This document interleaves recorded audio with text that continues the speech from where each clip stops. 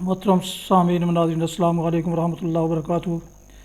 امید آپ اللہ تعالیٰ کے فضل و کرم سے خیریت سے ہوں گے۔ اللہ تعالیٰ آپ کو، آپ کے اہل خانہ کو ہمیشہ اپنے حفظ و امان میں رکھے۔ راہ ہدایت و نجات کے سلسلے کا ولاگ القرآن و حدیث کا آغاز کرتے ہیں۔ اعوذ باللہ من الشیطان الرجیم، بسم اللہ الرحمن الرحیم۔ یرید اللہ لیبین لکم وَيَهْدِيَكُمْ سُنَنَ الَّذِينَ مِن قَبْلِكُمْ وَيَتُوبَ عَلَيْكُمْ وَاللَّهُ عَلِيمٌ حَكِيمٌ۔ وَاللَّهُ يُرِيدُ أَن يَتُوبَ عَلَيْكُمْ وَيُرِيدُ الَّذِينَ يَتَّبِعُونَ الشَّهَوَاتِ أَن تَمِيلُوا مَيْلًا عَظِيمًا۔ يُرِيدُ اللَّهُ لِيُخَفِّفَ عَنكُمْ وَخُلِقَ الْإِنسَانُ ضَعِيفًا۔ صدق اللہ العظیم۔ ابھی آپ سورہ نساء کی آیات مبارکہ 26 تا 28 کی تلاوت سماعت فرما رہے تھے۔ اب ان آیات مبارکہ کا اردو ترجمہ پیش کیا جاتا ہے۔ یرید اللہ لیبین لکم ویہدیکم، اللہ چاہتا ہے کہ تم پر ان طریقوں کو واضح کرے اور انہی طریقوں پر تمہیں چلائے جن کی پیروی تم سے پہلے گزرے ہوئے صلحاء کرتے تھے۔ وہ اپنی رحمت کے ساتھ تمہاری طرف متوجہ ہونے کا ارادہ رکھتا ہے، اور وہ علیم بھی ہے اور دانا بھی۔ ہاں، اللہ تو تم پر رحمت کے ساتھ توجہ کرنا چاہتا ہے، مگر جو لوگ خود اپنی خواہشات نفس کی پیروی کر رہے ہیں وہ چاہتے ہیں کہ تم راہ راست سے ہٹ کر دور نکل جاؤ۔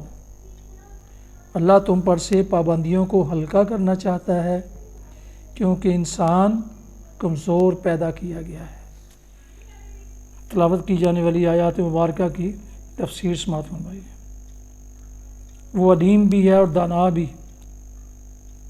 سورہ کے آغاز سے یہاں تک جو ہدایات دی گئی ہیں، اور اس سورہ کے نزول سے پہلے سورہ بقرہ میں مسائل تمدن و معاشرت کے متعلق جو ہدایات دی جا چکی ہیں، ان سب کی طرف بحیثیت مجموعی اشارہ کرتے ہوئے فرمایا جا رہا ہے کہ یہ معاشرت، اخلاق اور تمدن کے وہ قوانین ہیں جن پر قدیم زمانہ سے ہر دور کے انبیاء اور ان کے صالح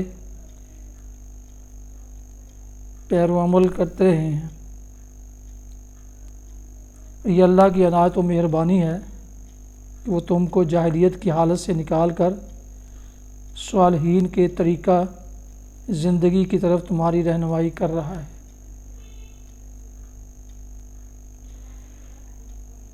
وہ چاہتے ہیں کہ تم راہ راست سے ہٹ کر دور نکل جاؤ۔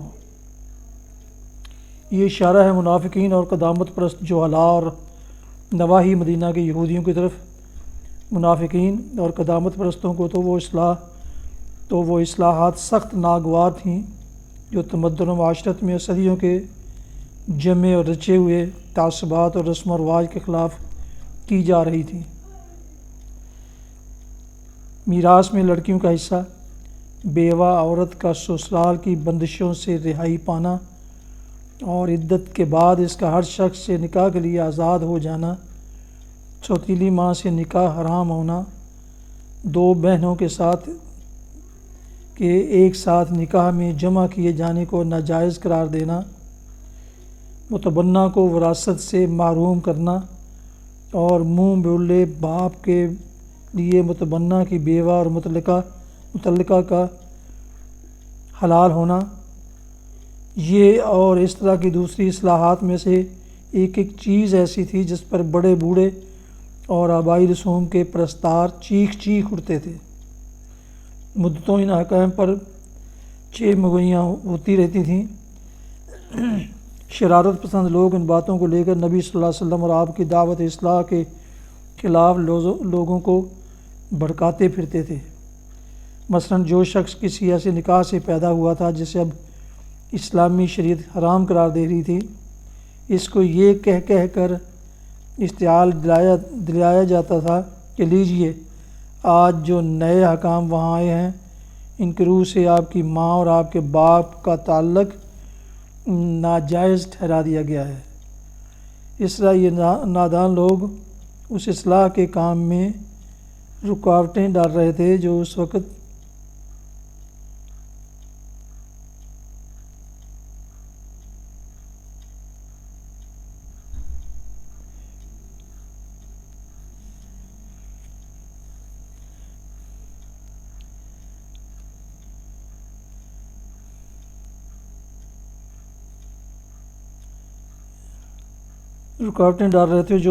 احکام الہی کے تحت انجام دیا جا رہا تھا۔ دوسری طرف یہودی تھے جنہوں نے صدیوں کی موشگافیوں سے اصل خدائی شریعت پر اپنے خود ساختہ احکام و قوانین کا ایک بھاری کھول چڑھا رکھا تھا۔ بے شمار پابندیاں اور باریکیاں اور سختیاں تھیں جو انہوں نے شریعت میں بڑھا لی تھیں۔ بکثرت حلال چیزیں ایسی تھیں جنہیں وہ حرام کر بیٹھے تھے۔ بہت سے اوہام تھے جن کو انہوں نے قانون خداوندی میں داخل کر لیا تھا۔ اب یہ بات ان کے علماء اور عوام دونوں کی ذہنیت اور مذاق کے بالکل خلاف تھی کہ وہ اس سیدھی سادی شریعت کی قدر پہچان سکتے جو قرآن پیش کر رہا تھا۔ وہ قرآن کے احکام کو سن کر بےتاب ہو جاتے تھے، ایک ایک چیز پر 100 اعتراض کرتے تھے۔ ان کا مطالبہ یہ تھا کہ یہ تو قرآن ان کے فقہا کے تمام اجتہادات اور ان کے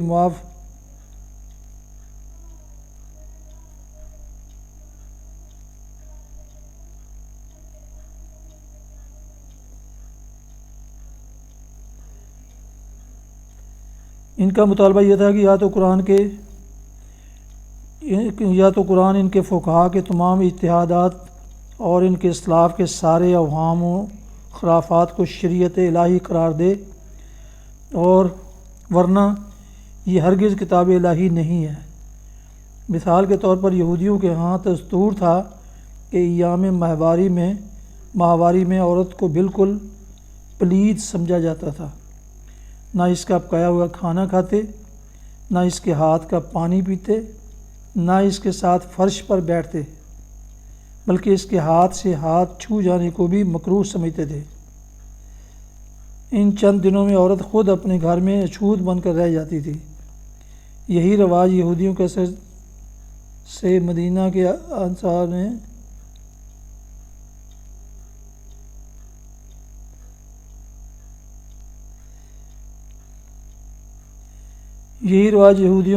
مدینہ کے انصار میں بھی چل پڑا تھا۔ جب نبی صلی اللہ علیہ وسلم مدینہ تشریف لائے تو آپ سے اس کے متعلق سوال کیا گیا۔ جواب میں وہ آیت آئی جو سورہ بقرہ رکوع 28 کے آغاز میں درج ہے۔ نبی صلی اللہ علیہ وسلم نے اس آیت کی روح سے حکم دیا کہ ایام ماہواری میں صرف مباشرت ناجائز ہے، باقی تمام تعلقات عورتوں کے ساتھ اسی طرح رکھے جائیں جس طرح دوسرے دنوں میں ہوتے ہیں۔ اس پر یہودیوں میں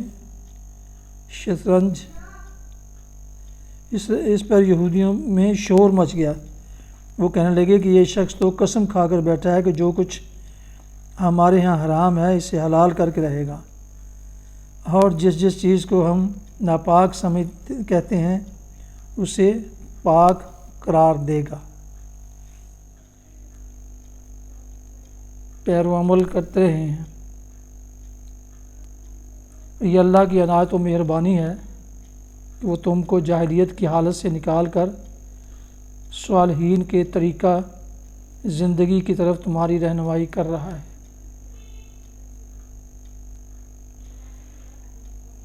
وہ چاہتے ہیں کہ تم راہ راست سے ہٹ کر دور نکل جاؤ۔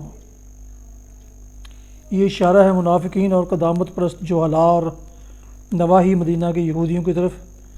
منافقین اور قدامت پرستوں کو تو وہ اصلاحات سخت ناگوار تھیں جو تمدن و معاشرت میں صدیوں کے جمے اور رچے ہوئے تعصبات اور رسم و رواج کے خلاف کی جا رہی تھیں۔ میراث میں لڑکیوں کا حصہ بیوہ عورت کا سسرال کی بندشوں سے رہائی پانا اور عدت کے بعد اس کا ہر شخص سے نکاح کے لیے آزاد ہو جانا، سوتیلی ماں سے نکاح حرام ہونا، دو بہنوں کے ساتھ ایک ساتھ نکاح میں جمع کیے جانے کو ناجائز قرار دینا، متبنہ کو وراثت سے محروم کرنا اور منہ بولے باپ کے لیے متبنہ کی بیوہ اور متعلقہ کا حلال ہونا، یہ اور اس طرح کی دوسری اصلاحات میں سے ایک چیز ایسی تھی جس پر بڑے بوڑھے اور آبائی رسوم کے پرستار چیخ اٹھتے تھے۔ مدتوں ان احکام پر چہمگوئیاں ہوتی رہتی تھیں۔ شرارت پسند لوگ ان باتوں کو لے کر نبی صلی اللہ علیہ وسلم اور آپ کی دعوت اصلاح کے خلاف لوگوں کو بھڑکاتے پھرتے تھے۔ مثلاً جو شخص کسی ایسے نکاح سے پیدا ہوا تھا جسے اب اسلامی شریعت حرام قرار دے رہی تھی، اس کو یہ کہہ کر اشتعال دلایا جاتا تھا کہ لیجئے آج جو نئے حکام وہاں آئے ہیں ان کے روح سے آپ کی ماں اور آپ کے باپ کا تعلق ناجائز ٹھہرا دیا گیا ہے۔ اس طرح یہ نادان لوگ اس اصلاح کے کام میں رکاوٹیں ڈال رہے تھے جو اس وقت احکام الہی کے تحت انجام دیا جا رہا تھا۔ دوسری طرف یہودی تھے جنہوں نے صدیوں کی موشگافیوں سے اصل خدائی شریعت پر اپنے خود ساختہ احکام و قوانین کا ایک بھاری کھول چڑھا رکھا تھا۔ بے شمار پابندیاں اور باریکیاں اور سختیاں تھیں جو انہوں نے شریعت میں بڑھا لی تھیں۔ بکثرت حلال چیزیں ایسی تھیں جنہیں وہ حرام کر بیٹھے تھے۔ بہت سے اوہام تھے جن کو انہوں نے قانون خداوندی میں داخل کر لیا تھا۔ اب یہ بات ان کے علماء اور عوام دونوں کی ذہنیت اور مذاق کے بالکل خلاف تھی کہ وہ اس سیدھی سادی شریعت کی قدر پہچان سکتے جو قرآن پیش کر رہا تھا۔ وہ قرآن کے احکام کو سن کر بےتاب ہو جاتے تھے، ایک چیز پر 100 اعتراض کرتے تھے۔ ان کا مطالبہ یہ تھا کہ یہ تو قرآن ان کے فقہا کے تمام اتحادات اور ان کے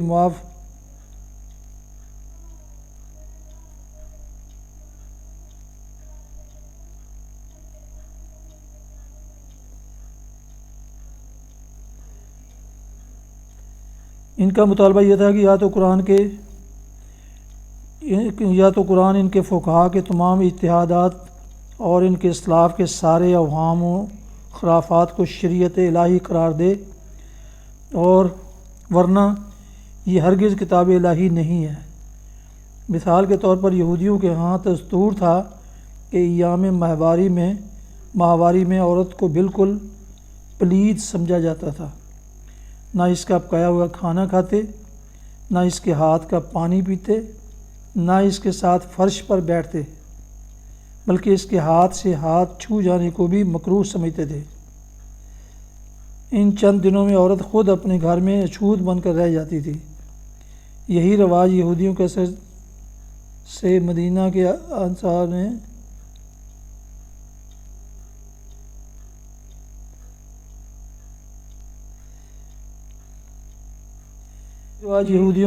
مدینہ کے انصار میں بھی چل پڑا تھا۔ جب نبی صلی اللہ علیہ وسلم مدینہ تشریف لائے تو آپ سے اس کے متعلق سوال کیا گیا۔ جواب میں وہ آیت آئی جو سورہ بقرہ رکوع 28 کے آغاز میں درج ہے۔ نبی صلی اللہ علیہ وسلم نے اس آیت کی روح سے حکم دیا کہ ایام ماہواری میں صرف مباشرت ناجائز ہے، باقی تمام تعلقات عورتوں کے ساتھ اسی طرح رکھے جائیں جس طرح دوسرے دنوں میں ہوتے ہیں۔ اس پر یہودیوں میں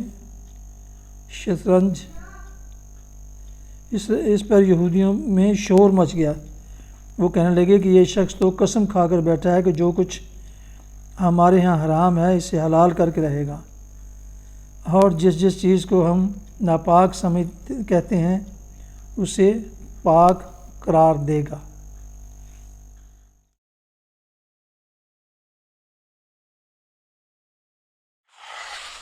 حدیث مبارکہ سماعت فرمائیے۔ حضرت مغیرہ بن شعبہ رضی اللہ عنہ سے روایت ہے کہ میں نے رسول اللہ صلی اللہ علیہ وسلم کو فرماتے ہوئے سنا، جس پر بین کیا جائے تو اس کو قیامت والے دن بین کیے جانے کی وجہ سے عذاب دیا جائے گا۔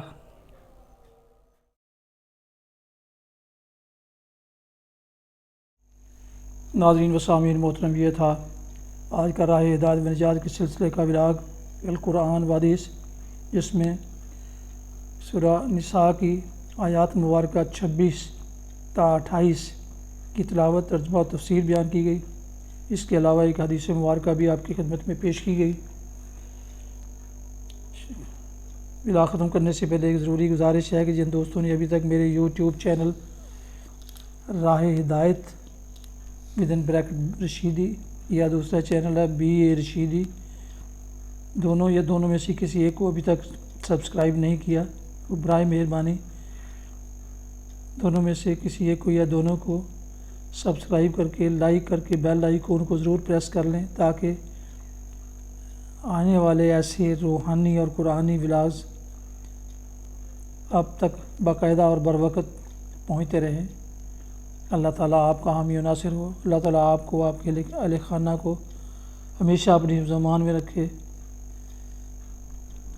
آمین۔ اپنا بہت خیال رکھیے گا۔